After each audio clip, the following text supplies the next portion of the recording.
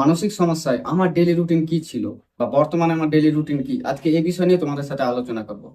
প্রায় মানুষ এটা আমাকে জিজ্ঞেস করে আর এটা জানতে চায় তারা যে দাদা, তুমি যখন মানসিক সমস্যার মধ্যে ছিলে তোমার ডেইলি রুটিন কি ছিল বা কি কি তুমি মেনটেন করতে যার ফলে তুমি এত দ্রুত রিকভার হয়েছো। তো আজকে ভাবলাম যে এই বিষয়ে তোমাদের সাথে আলোচনা করা দরকার, কারণ একটা মানুষ যখন মানসিক সমস্যার মধ্যে থাকে তার মধ্যে যে কত রকমের কষ্ট সমস্যা, সে তো চায় যে দ্রুত রিকভার করে, সে যাই করে হোক না কেন। তো বেশিরভাগ মানুষ আমার থেকে এটা জানতে চায়, তার কারণ হচ্ছে যে কোথাও না কোথাও তারা এটা বিশ্বাস করে যে দাদা যে সব প্রসেস গুলো হয়তো ফলো করেছে সেটা ফলো করে হয়তো রিকভার হয়ে যাবো। তো আজকে ভাবলাম যে না, আমি তোমাদেরকে বলি যে না, আমি যখন মানসিক সমস্যার মধ্যে ছিলাম তো আদৌ আমার ডেইলি কাজের রুটিন সেটা কি ছিল, আর বর্তমানে যখন আমি রিকভার হয়ে গেছি প্রায় 3.5 বছর 4 বছর হতে চললো, তারপরে আমার সমস্যাগুলো ব্যাক করে না, বর্তমানে ডেইলি রুটিন কি আছে। তো আজকের ভিডিওটা পুরো তোমার দেখো, কারণ হচ্ছে যে আজকের বিষয়টা যদি ভালো করে বোঝো যে তুমি তোমার লাইফটা কিভাবে ঠিক করবে বা এই সমস্যা থেকে কিভাবে মুক্তি পাবে। তোমরা যারাই মানসিক সমস্যার মধ্যে রয়েছে না, আজকের ভিডিওটা খুব তোমাদের দরকার হতে চলেছে। কারণ হচ্ছে তুমি ভেবে দেখো, আমিও এই সমস্যা থেকে রিকভার হয়েছি। তোমরা যা সমস্যার মধ্যে রয়েছো না, যে কষ্টের মধ্যে রয়েছো, তোমরা তো আমার রিকভারি স্টোরি তো শুনেছিলে হয়তো। ইনসার্ট কেয়ার পবন স্যারের থেকে আমি শেষ কাউন্সিলিং নেওয়ার পরে উনি আমাকে সুস্থ করার পরে আমি তাকে একটা রিভিউ দিয়েছি। তোমরা তো আমার গল্পটা জানো যে আমি কি কষ্টের মধ্যে ছিলাম। তারপরে আমি ধীরে ধীরে যে রিকভার হলাম, রিকভার হওয়ার পরে আমি বর্তমানে এই যে মানুষকে গাইড করা, মানুষকে একটু সতর্ক করা, একটু যতটা পারি আমার অভিজ্ঞতা সবার সাথে শেয়ার করা, এই কাজটা শুরু করলাম। কিন্তু যখন আমার সমস্যাগুলো ছিল, তোমরা তো এইটুকু জানো যে আমি টোটাল গল্পটা এটা বলছি না যে আমার সমস্যাটা কি নিয়ে শুরু হয়েছিল, কি হয়েছিল না হয়েছিল, প্রায় ভিডিওতে পেয়ে যাবে তুমি।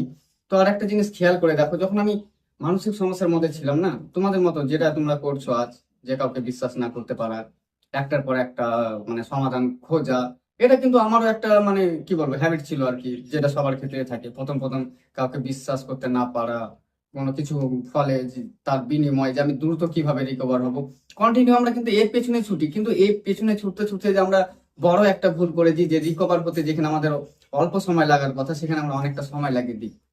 তো আসি মূল কথাতে, যে আমি যখন এই সমস্যার মধ্যে ছিলাম, তো দেখো প্রথমত একটা ডেইলি রুটিন তোমাকে তৈরি করতে হবে। অনেকে আছে যারা ডেইলি রুটিন তৈরি করে দেয়, আর অনেকে আছে যারা ডেইলি রুটিন তৈরি করে দেয় না। তো আমি একটা জিনিস যেটা ভালো করে নোটিস করেছি, যে ডেইলি রুটিনটা তোমাকে অবশ্যই হেল্প করবে। কারণ হচ্ছে তুমি ভেবে দেখো, মানসিক সমস্যার মধ্যে যখন একটা মানুষ থাকে, তার যে ডেলিকার রুটিন একটা থাকে না, সেটা এলোমেলো হয়ে যায়। বেশিরভাগ ক্ষেত্রে কি হয়, আমি হয়তো শেষ, আমার চিন্তা কেন আসছে, আমার অস্থিরতা লাগছে, এটা লাগছে, এই করে করে কিন্তু তারা কি করে, যেটুকু খেতে পারছে তো খাওয়া দাওয়া তো ঠিক হয় না বেশিরভাগ মানুষের ক্ষেত্রে, বিছানার মধ্যে শুয়ে থাকে, সবসময় ফোনে সার্চ করতেই আছে যে আদৌ কি কেন এটা সেটা। তো তার যে রুটিন তৈরি করা দেওয়ার মূল কারণ আমি যেটা বুঝতে পেরেছি, যে তোমার যে দৈনন্দিন যে একটা মানে রুটিন থাকে সেটা যে এলোমেলো হয়ে যায় না, এটাকে ঠিক করার জন্য বেস্ট কাজ করে ডেইলি তোমার রুটিন।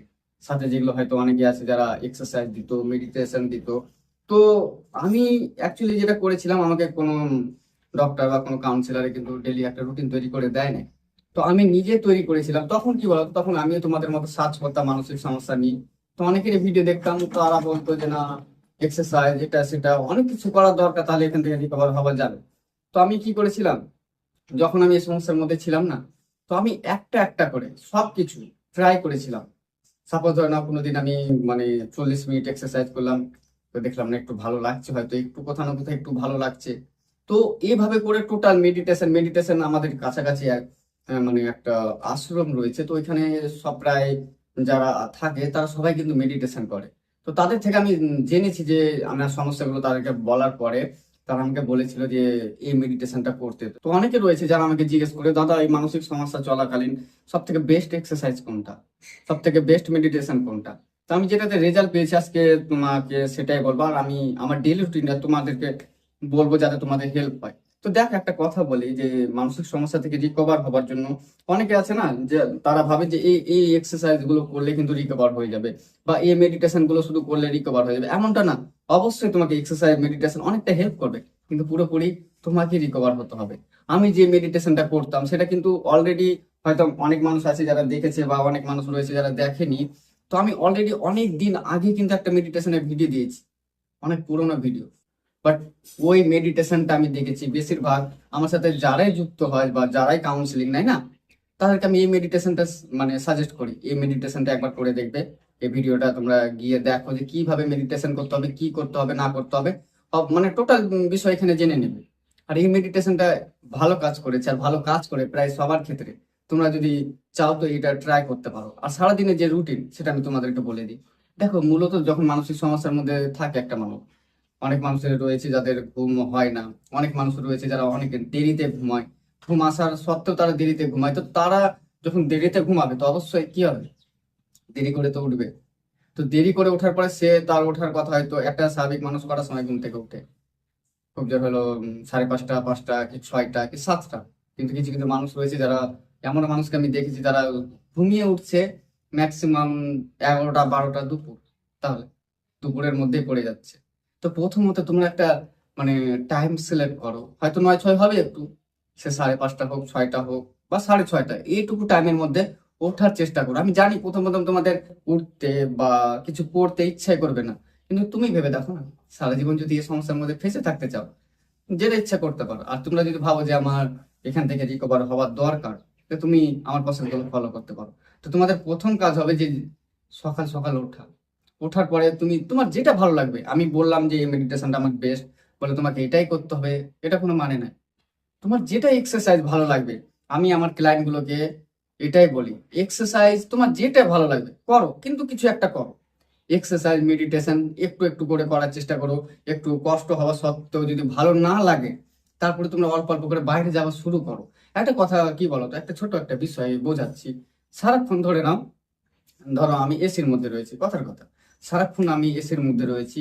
তো এই যে গরম জিনিসটা কি আমি বুঝতে পারবো? এবার গরমের কথার কথা, আমি যদি হয়তো কোনো একটা কাজে গেলাম, সে সারাদিন আমি কাজ করছি, কাজের মানে প্রচুর শরীরে গরম ধরেছে বা শরীরে অস্বস্তি, বুঝতে পারছো গরম লাগে কি কি সমস্যা হয়।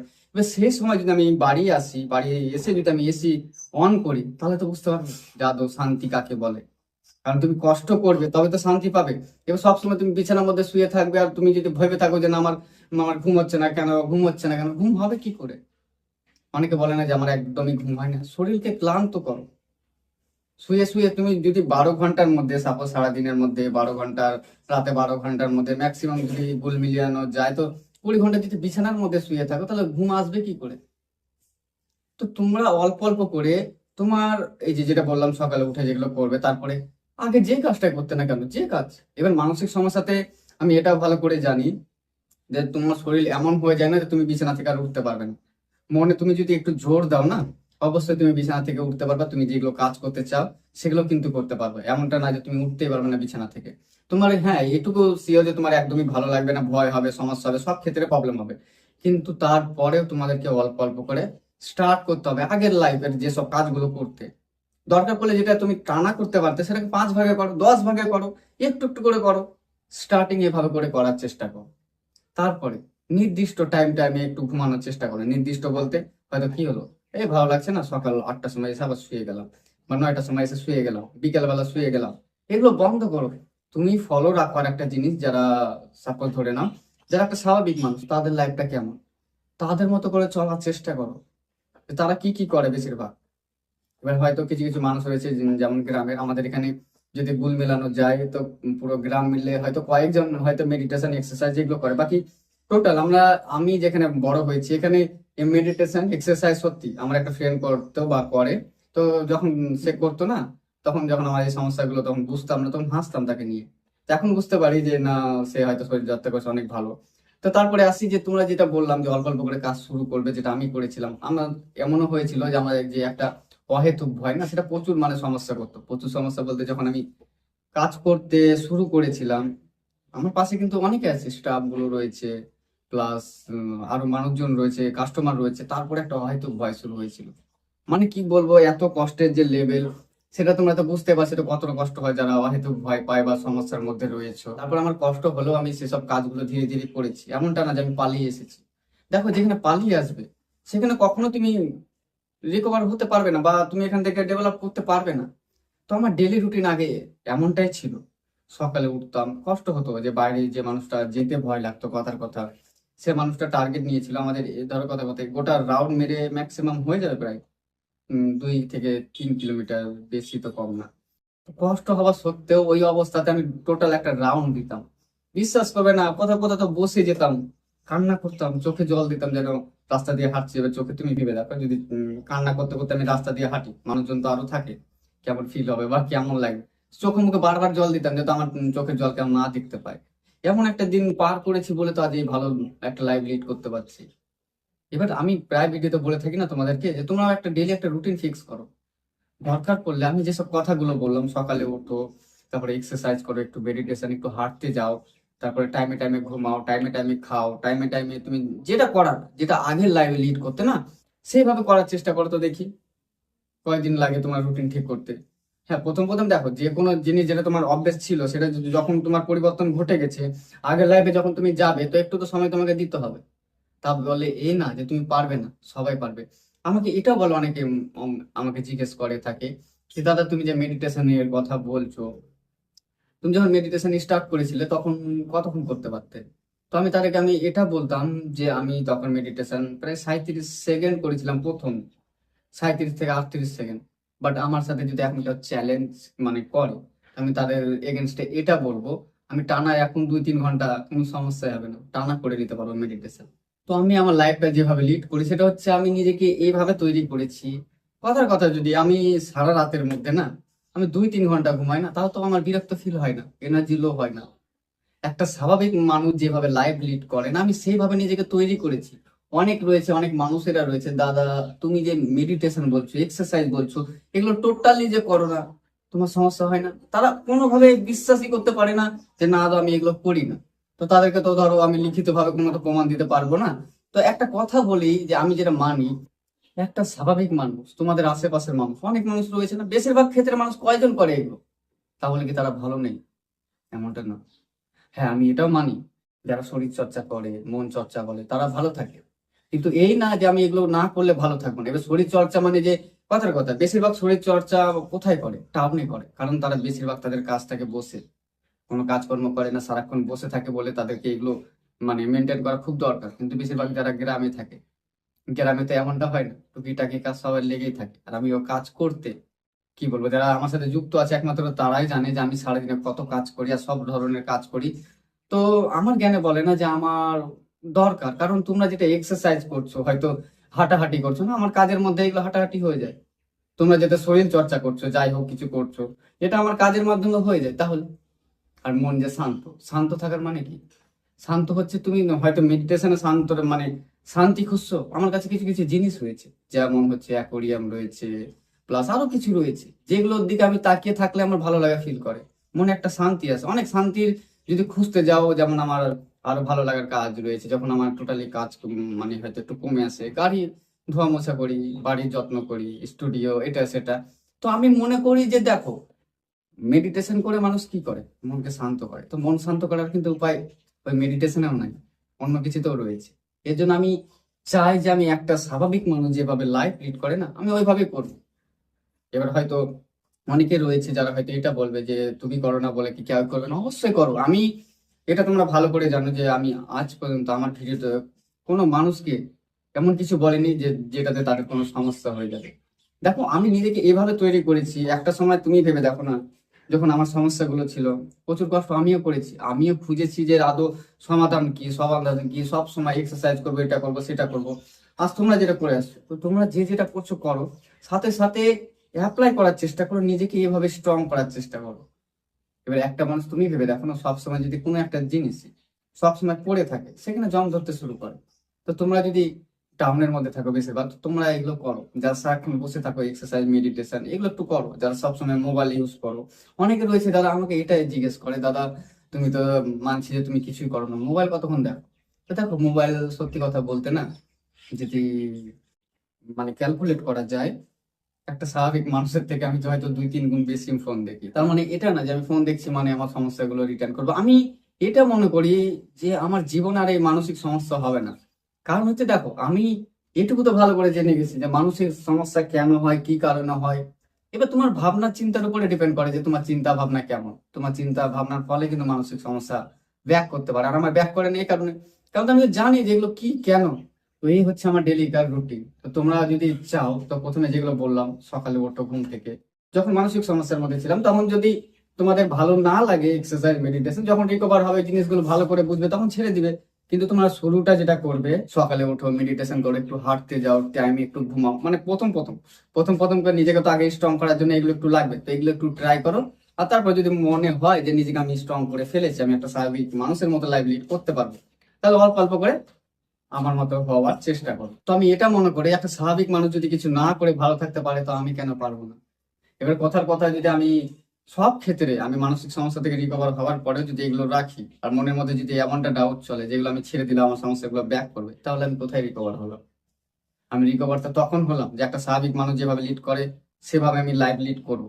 তারপরে আমি যদি এগুলো না করলে সমস্যা ব্যাক করবে, এগুলো তো আমি ভাববোই না। আর একটা কথা, কোনো কিছুর উপরে নির্ভরশীল হবে না। সে তুমি হয়তো কোনো কাউন্সিলর, কোনো এক্সারসাইজ, মেডিটেশন, যেটা করলে আমি ভালো থাকবো বা না করলে ভালো থাকবো না, তাহলে রিকভার এটা না। রিকভার এটাই, অবশ্যই তুমি করো, এগুলো ভালো, স্বাস্থ্যের পক্ষে ভালো। তুমি শরীর চর্চা করছো, আরো অনেক কিছু করছো, এগুলো ভালো। কিন্তু এই যে সমস্যাটাকে ঠিক করার জন্য, বা এগুলো করছি বলে আমার সমস্যাটা নেই, এইভাবে নিজেকে তৈরি করো না। কারণ যদি এইভাবে নিজেকে তৈরি করো না, যতদিন করছো ততদিন হয়তো ভালো থাকবে, তারপর যখন ছেড়ে দিবে সমস্যাগুলো ব্যাক করবে। এভাবে নিজেকে তৈরি করবে না, যেটা আমি নিজেকে তৈরি করেছি এইভাবে, আমি সবকিছু ছাড়াই ভালো থাকবো। একটা স্বাভাবিক যদি মানুষ ভালো থাকতে পারে, তাহলে আমি কেন পারবো না? তারা মানুষ, তাহলে আমি মানুষ না? তারা যদি কাজ করছে, আমিও গ্রামে থেকে, তারাও গ্রামে থাকে, কি কি কাজ করছে না করছে, আমি তার থেকে হয়তো বেশি কাজ করছি, আমার তো এক্সারসাইজ, মেডিটেশন যেগুলো করার কথা সেগুলো তো হয়ে যাচ্ছে। তাহলে তারা যদি কিছু না করে ভালো থাকে, তাহলে আমি কেন পারবো না? তাই না? তো আমার ডেলি রুটিন ছিল মানসিক সমস্যাতে তেমনটা, আর বর্তমান ডেলি রুটিন এমনটা। তো এটা হচ্ছে আমার গল্প আর ডেলি রুটিন। তো তোমরা দেখো যেটা ভালো বুঝবে, দেখো আমি বলবো না আজকের ভিডিওতে, তোমার যেটা ভালো লাগবে, তোমাদের কাছে যেটা বেস্ট মনে হবে, তুমি সেটা ট্রাই করো। তো আমার ডেলি কেয়ার রুটিন ছিল আগে ওটা, আর বর্তমানে এটা।